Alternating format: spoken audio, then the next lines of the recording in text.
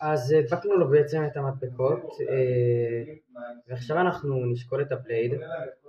זה הליך חשוב מאוד, שכמה וכמה אנשים שתורמים מאוד לבליידים ברחבי העולם, שאני צופה בהם באופן אישי, הם עושים את זה בלי סוף.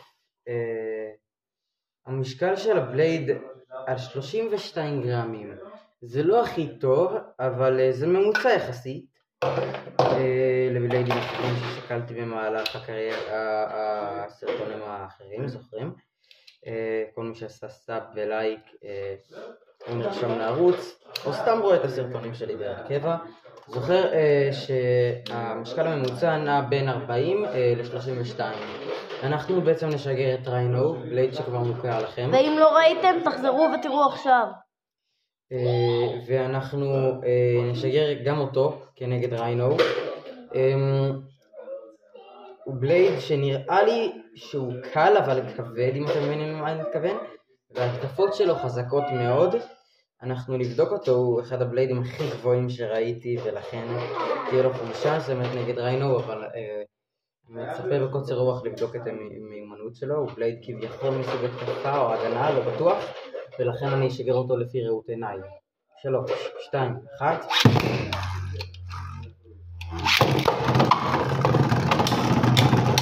כמו שצפיתי, ההתקפות של הבלייד הזה חזקות מאוד. הוא העיף הרגע את ריינו לזירה ולא איבד אפילו מעט מהסיבולת שלו.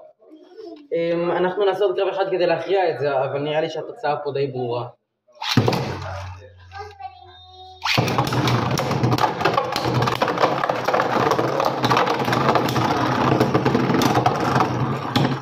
התוצאה פה לא הייתה ברורה, כמו שאתם רואים החלקים שלו עפו מתוך הזירה. אז אנחנו בעצם מחזירים את הביט, אבל כמו שאתם רואים גם ריינו התפוצץ, ולכן זה 3, 2. תכתבו לי בתגובות אם אתם חושבים שריינו או בלייד הזה שאת שמו אנו לא יודעים, מי התנפץ קודם. תשלחו לי מי לדעתכם התנפץ קודם, ואני אשמח לשמוע את דעתכם. עכשיו נעבור לסקר איכות קצר על הבלייד. אז אני בעצם מאוד מאוד מרוצה מהבלייד הזה. כמו שאתם רואים יש לו 2 שכבות. רגע אני אראה לכם את זה קצת יותר ככה.